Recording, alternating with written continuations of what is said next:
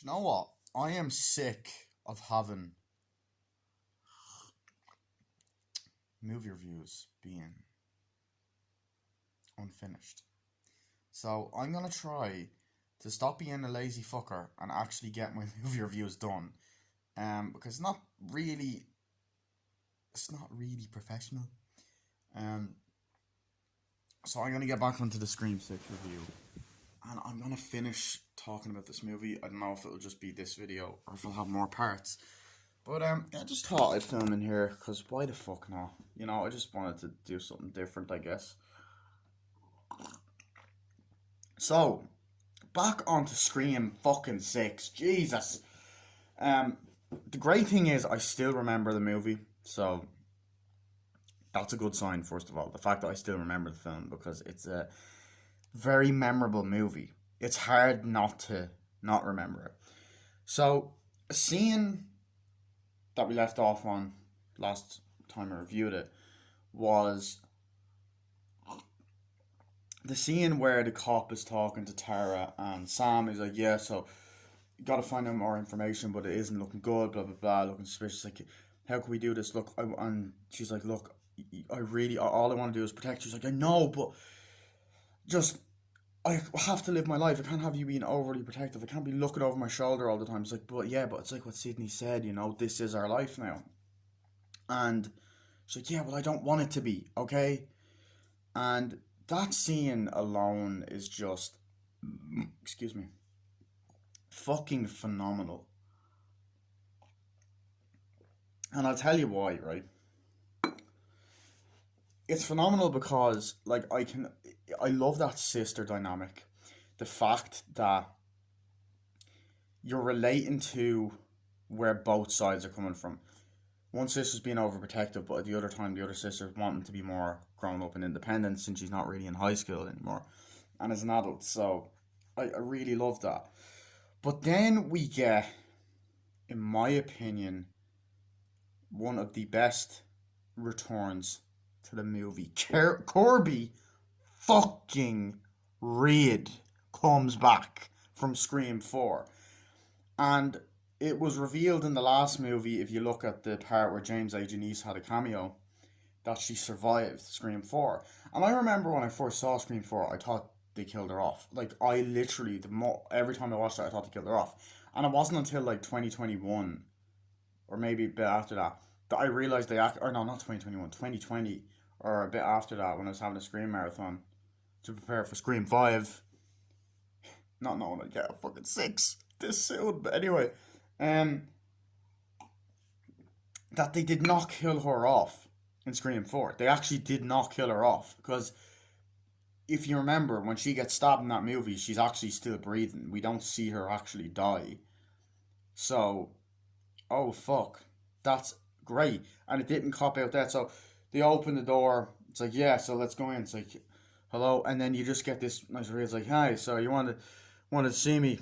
Here are you? And she's like, he's like Detective Reed, and then she's just there looking through the case file. She goes, yeah, hi, how are you? And just turns around, and then the music reveal. I love it when you're bringing a legacy character back, and it was nice to actually see another legacy character from one of the sequels rather than the original because we've seen the other three a lot. But anyway, it comes like, hi, it's great to see you. It's Kirby Reed. It's like, yeah, so where'd you graduate? Oh yeah, I graduated here. I've been an FBI agent for a while. It's like, and I love her introduction, Kirby Reed, FBI, and I'm like, yes, she became a cop, done the right thing, has balls of steel, and didn't let the events of Scream 4 make her go cray cray. That was cringe. I don't know why there's three rubber duckies here. I really don't know why. I've actually, because I don't have, like, I've younger siblings, but they're all nearly fucking grown up now, so I don't know. It's fucking mad. Anyway, so she's like, yeah, I basically these things have been happening for a while. Like, what's the attacks happened? So yeah, it's like, yes, this is the attacks that happened, and they're looking to the files. Okay, so he was attacking, and he was apparently a serial killer as well. He was planning to murder Tara, and this. It's like, really? It's like, yeah. So he was planning to do this, and that, and the other, and kill both of them, Tara and Sam. He's like, really? Yeah. It's like, wow. and then someone killed him. So there's obviously someone else. Like, yeah, don't know how many Ghostface there are this time. I was like, yeah. And she's like, oh, look, I've been investigating Ghostface attacks for a while. It's like, yeah. And he's like, why? And I was like, yeah, because the thing is, I'm a survivor. I know my scars. And I love that. She lifts her up and she still has the scar. It's like, yeah, because Charlie Walker gave me this, you know. And it's got the code. It's like, yeah, whatever. It's like, what happened? She's like, yeah. It's like, so Charlie Walker and Jill Roberts were the ones that attacked me all those years ago. And I love that they mentioned the Scream 4 killers that were played brilliantly by Rory Culkin and Emma Roberts. Jill Roberts, Emma Roberts. Emma Roberts now has a kid now. I feel old. Two Cup from 2015. Anyway, that I got. So we get that, and then it's like, yeah, and then we get another bit of connection, and we actually find out that Sam and Corby actually know each other. Sam and Corby. Sounds like a TV show. No, there's one called Sam and Cat, but I don't know. Anyway, she comes in, it's like, Kirby? It's like, Sam, how are you? It's like, yeah. Oh my god. It's like, wait, you two know each other? It's like, yeah, we went to high school together. I haven't seen you in years. What are you doing? I'm an FBI agent now. I'm really sorry that you guys were attacked. It's like, yeah, you do know that the killer was targeting you. Your roommate that was murdered, your college friend Tara, he was you know, he was planning to kill you and Sam, him and his roommates. Like, really? What? God, can we not trust anyone? It's like, I told you. It's like, stop it. But we're gonna stop this for you. We're gonna help you. It's like, yeah, they're gonna be the killers. And the guy's like, yeah, but they could be the killers. Like, no, they're not. I'm telling you, I know. I have scars too. I was attacked by Jill Roberts and Charlie Walker. It was awful. It's like, yeah, and I was attacked by Richie and Amber. And now it's like, yeah, so they're bonding over the fact what happened in Scream 4 and 5 because Corby's in Scream 4 and then these two are in Scream 5. So it was a nice little crossover to see these characters together. Fucking hell, that fart smelt. Jesus. Um, so I liked that whole fucking contrast. Like, right, so we gotta figure out what's going on. Just get yourselves home, okay? It's like, yeah. It's like, right, we gotta figure this out now. It's like, yeah, cool. So that scene alone is great. And Corby is, you can tell how much her character's matured, but she's still a fucking movie buff, badass, and I love it. I love every scene she's in. I think once again the actress done an amazing job. Um, she's the actress that's in Heroes, and she's a voice in A Bug's Life, which people might not know. She's the voice of the bug in A Bug's Life, Dot. But you know, I love, as I said in my other reviews, I love how fleshed out the characters feel. Because they were fine in Scream 5. I still love them in Scream 5, but I found that I find that the characters to a degree were not as fleshed out as they are in this film because we learn more about them. Like for example, we actually care about them. You know, so we have Mindy, and she has a new girlfriend, obviously in the party. It's like, so how is it surviving those attacks? And she has the same kind of sense of humor that she had in the last film. It's like, yeah, it was crazy. I mean, all these other attacks happened. I mean, my uncle Randy got killed. He was stabbed in the van. It was awful. But it's hard. It's like, I'm happy to have you. It's like, yeah, I say fuck it. Shit happens. Like, I love her. Just, yeah, I'm a bit traumatized, but fine. It's like, shit happens and stuff like that. And she's like, yeah, cool. And then they kiss and make out, whatever. And then obviously we had the scenes like, what the fuck do you want, bro? Like, you serious? Like, whoa. And the guy in the robot says like, yeah, please don't. And he hits him. He's like, you got to hook up with a girl. He's like, yeah, I should. And he's just like, yeah, I'll just stand here in the corner awkwardly. And then obviously I remember the scenes like, please don't be mad. It's like, well, I told you not to do it. It's like, and we've arrived at mad. Um, but as I said, I love that, and I love the whole when they come out of the police station, like, you gotta let me do my own thing. It's like, I know, but it's like, who could be the killer? I don't know. We have to round up all the suspects. Yeah, we gotta figure out what's going on. It's like, yeah, whatever. Who could it be this time? Just let me do my own thing. They go off. And the sister tension is in this one a lot more, but also the fact that the lies from the last movie I don't think help, and I can't remember if they carry on. It's like, I find out that you also find out that I find out that we have different fathers and stuff. It's like, yeah, I know, but I thought we were past that. It's like, yes, we are. It's like, should we contact Gail? Like, yeah, I don't know, maybe, I don't know, it's that kind of thing.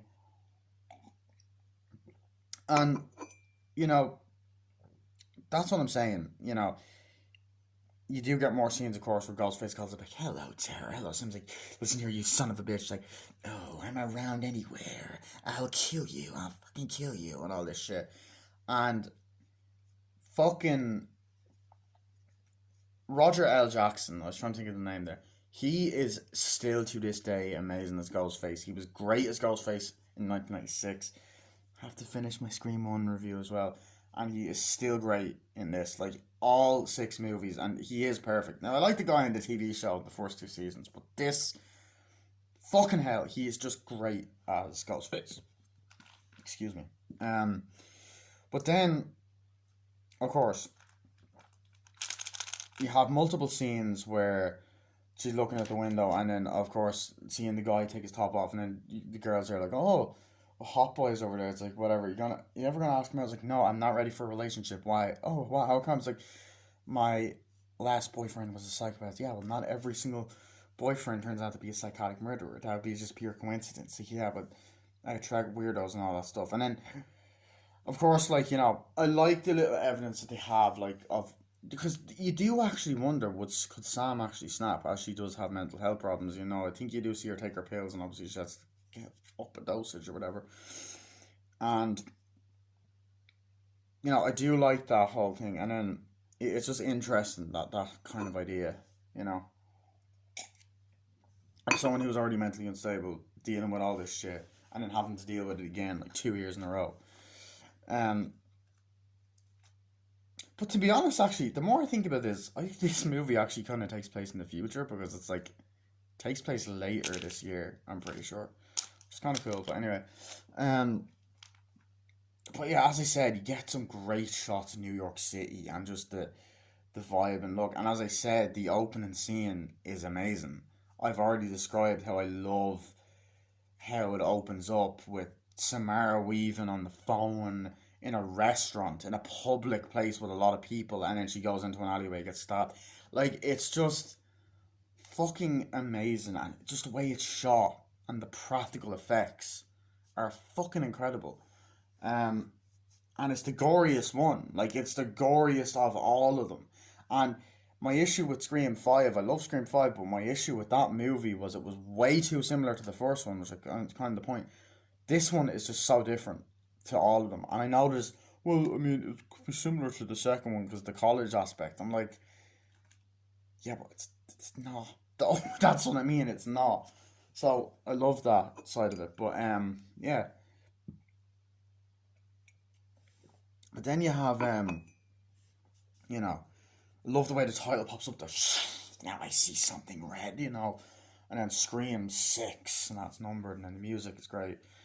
Um, it's great for modern horror, and you know, I do love the scenes like, oh, it's Hot Boys there, and you get that fucking moment where I was trying to think of something. Yeah, I do like the scene where the cop says, "How do we know it's not you?" It's like, why would it be me? It's like, well, this video doesn't help, and it's like, "Get on me, you fucking bitch!" And then there's people watching, like, as she's walking around, "Oh, hey, psychopath," and she's like, whatever, and like, she's kind of getting the same shit Sydney got, because as she's walking, people are going, "Psycho, fucking psycho bitch," and all this.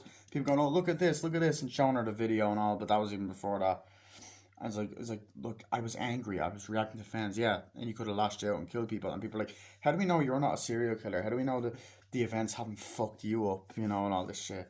And you're going around killing people. And the cop says, I mean, that can happen in certain scenarios. Traumatic events can lead to people murdering. If especially if you were getting attacked and stuff. And I love that. And throughout the movie, you do question, like, okay, it's not her, but there's moments that you kind of question it. And I remember when I saw the trailer, there was a specific shot where she looked sinister. Now I ended up being wrong, as we learn later. Which is like, yeah, it was Richie. He was the one that murdered everyone. My ex boyfriend Richie, or whatever. So yeah. And then you know, it's like, oh, you're gonna ask Hot Boy out, and then they walk past each other sometimes and kind of look at each other, and there's other scenes of them walking past each other in the hallways and just walking past. And then she's just there kind of waiting, doing her laundry, and the guy's walking in, and as they're walking past, they're looking at each other, and I think he just grabs her, and they just start making out, and kissing, and oh, they're all like, "Ugh," you know, and then you're like, oh shit, they're already a couple. It's just like, hey, God, I needed that. It's like, I missed you too. It's like, yeah, are you okay? It's like, yeah, I heard about all the attacks. Like, yeah, but we got to keep it secret. It's like, why? It's like, just after my last boyfriend turned out to be a psychopath. It's like, listen, you need anyone, I'm here for you. It's like, yeah, the guy is the son of a bitch. He's trying to like trying to kill me and all that, and I'm just stressed with it, especially last year. It's like, listen, I'm here for you, and I swear, whoever this is, I'll fucking kill him. It's like, it's fine, it's fine. It's like, she's like, okay, well, I love you, you know, I love you too, or I don't think they say that, but they're like, right, see you, and they walk off. And I don't know, I love that whole fucking aspect. Um, you know what I mean? Like that, like, and you think, oh fuck, is he gonna be a likable character? Is he gonna be a douchebag, or is he gonna be the killer? And he ain't the killer, which I love. I love that side of it. Um, and then there's one scene in particular that I absolutely fucking adored, and I'll tell you why I adore it, because it directly references every single Scream movie up to this point, and I just love the way it was done. So it's like they're in the cops. So I was like, okay, so yeah, that's gonna happen. Okay, right. We gotta figure out what's going on. It's like, yeah, I know. And now the cops are running. Like, figure out who these fuck goddamn killers are. We gotta figure out what's going on. Do this, that, and the other. And he's like, my daughter's, she could be in danger and all this stuff. Um, and essentially, you have Corby Reed come in, and she's like, yeah, yeah, Chief, this is what we can do and all that. And it's like, yeah. And it's like, what's this? This is like a Ghostface notice board. It's like, yeah, I'm trying to figure out which each Ghostface killer had motivations. And then, oh my fucking god, you literally have photos of Bill and Stu from Scream 1, a photo of Mickey and, oh, the mother in Scream 2. You have Roman from Scream 3, Jill and Charlie from Scream 4, Amber and Richie from Scream 5. And basically, okay, every Ghostface attack was different, it was something similar. Billy and Stu had this sort of thing, and they had their own motives, because of Sidney's mom cheating, and then obviously Billy's mom took over, and Mickey was just a serial killer and wanted to blame the movies, and then Roman was the only serial killer, the only killer to be standalone, like the only one to not have an accomplice. He was the only one to do it on his own, so that's like an accomplishment. Then obviously Jill and Charlie, who, Charlie stabbed me. They had their motivations, and then Amber and Richie had. So this is what we got to do. It's like, okay, so do this, that, and put it out. It's like, okay, okay. They're looking through the case file, and it's just they walk off, and it's just like, I love that tribute Easter eggs to the franchise, and I do love fan service. I'm sorry, I do. I have to agree with Chris Stuckman. Um, I really loved that and the walk off. It just this event. It feels like an epic event Scream movie, like a tribute to the whole franchise, or sort of like an end game. Even though we're getting Scream 7 and we need a Scream 7, but that's been held back because of the fucking writer strike, which is understandable. I do support the writer strike. I might make another video about that. But so yeah, I love that. And then this whole um, like throughout the movie, you really do kind of wonder, fuck, who is going to be the killer. Um, and like you actually do question some of the survivors as well. Um, so yeah, but anyway, as the movie's going on, you know, I love the scene where they're in the kind of college campus place. Yeah, like so they're on. You do get scenes on the college campus, which is like, okay, I will say that like you could argue that those parts are similar to Scream 2, but it's like there's very little. It doesn't feel like a reboot or a requel of Scream 2. It feels like its own fucking movie, which I admire, respect, and love. Peace and love, Ringo Starr. Who?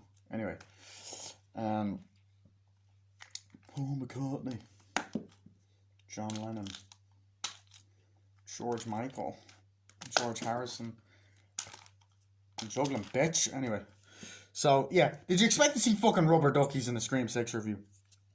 Rubber ducky, you're the one. Anyway, so I love when they're on the campus and the shots of the campus. And by the way, I believe when there's like the camera's panning down, we get shots, we get the fucking song that is also in the first three Scream films. It was in Scream 5, and it's also in Peaky fucking Blinders. It's the opening theme song. The ding, ding, take a little walk to the edge of town. Bow, bow, bow, bow, bow, bow. You know, great fucking panning shot down the characters walking. So it's like, God, these Ghostface attacks are bad, you know, and they're just talking away and shit.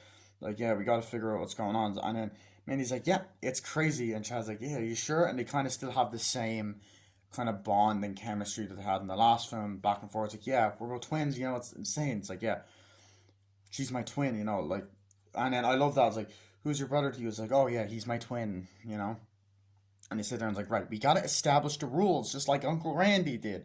It's like, really, yeah, sure, you know. And it's like, I ended up being wrong last year on who I thought the killers were, so we gotta recheck it again and go through the rules, because there's always new rules, you know.